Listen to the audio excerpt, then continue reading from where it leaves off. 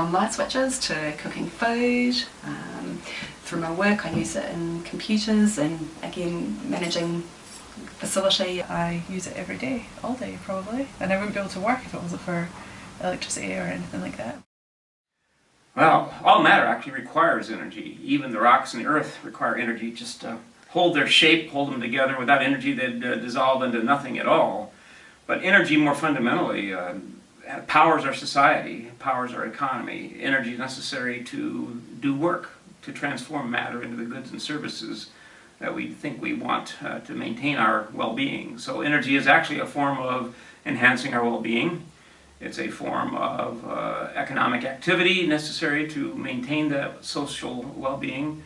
But energy that's inefficiently used or energy that's degraded creates all kinds of environmental problems, health problems, and more particularly, once that energy is degraded, it's no longer available to do work. So we want to really maximize the high value of that energy to support that well-being in ways that allow the economy, allow our society to move ahead.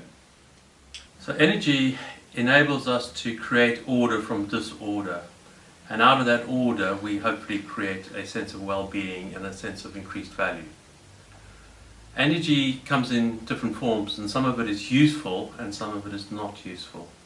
In its useful form, we can be used to create that increasing sense of well-being, that increasing sense of value.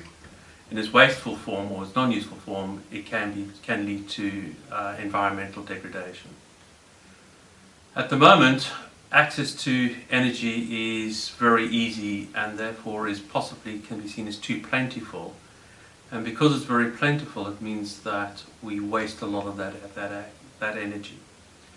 We also find that when you look around the world, that the access to that energy, the useful energy, is not uniform. And there are many communities and nations around the world which do not have access to that energy. What we also find is that that discrepancy in access directly leads to social inequality. And that's one of the major challenges that we are facing. Future energy systems need to do multiple things, but importantly, they need to be able to increase well-being for everybody, diminish the social inequality that we have within this planet, and they need to walk more gently with the environment. In other words, their impact on the environment needs to be decreased.